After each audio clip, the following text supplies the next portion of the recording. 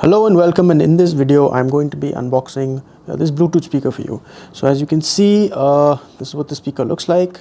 It says Megabass A2DP stereo, and as you can see on the side here, it has some technical specifications. There's an audio port, it has a TF, USB and aux, double speakers, 3 watts, frequency response is 100 Hz to 16 kilohertz. It has an 1800 mAh battery, which will give you a playback time of up to 6 hours, and it takes 2.5 to 3.5 hours to charge. The interface is a micro USB charging cable, and let's just go ahead and open this up. Okay, so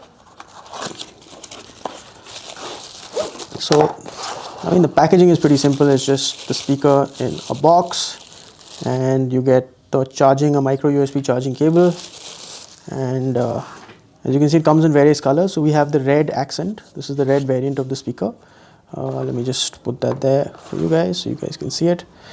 So on the top, it's quite small, it's quite compact. On the top you have 5 buttons. So you have a rewind and a fast forward, you have a play and a pause, there's a M for mode, and you have a call button, so you can take calls on this also. At the back are all the ports. So there's the on-off switch at the back right here.